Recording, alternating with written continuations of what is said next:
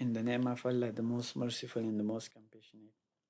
In this lecture, I'm going to explain how to create classes and QuickBooks stuff for a company.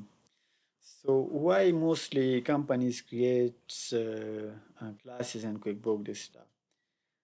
They create for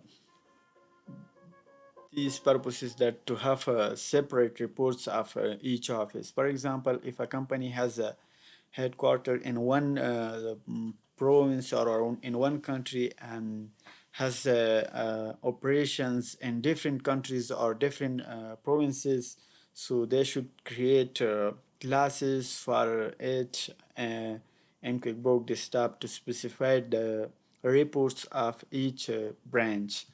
So we can create classes from list if we have here a class list.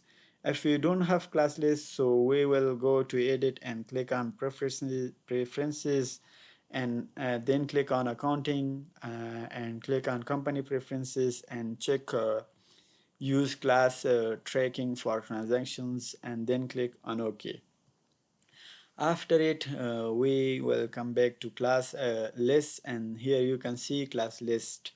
Click on it, and here you can see class. Click on new, and here you can write the class name, for example, A, B, C. For example, a country by name of USA, if a company has a headquarter in USA. So then click on OK.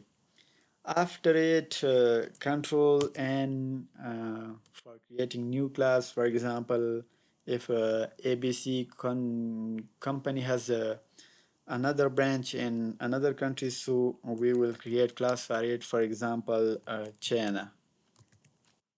And then click on OK. And then again, I'm creating another one. For example, ABC. And for example, uh, India, and then click on OK. So after it, when we record a transaction in QuickBooks, so we will select the class for which class we are recording this transaction. So at the end, the reports we even can customize or check separately by class. So it will show the reports of each class of each country.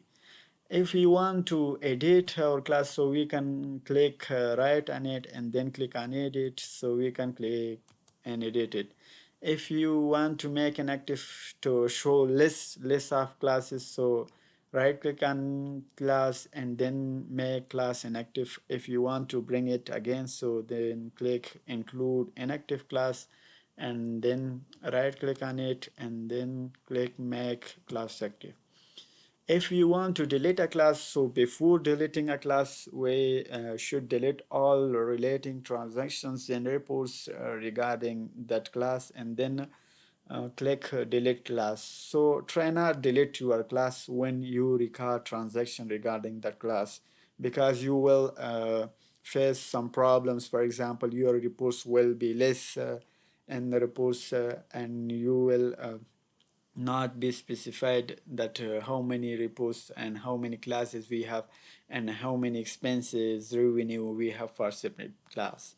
So click on delete class and then click on OK, so the class will be deleted. This was the lecture regarding creating classes and QuickBooks Desktop.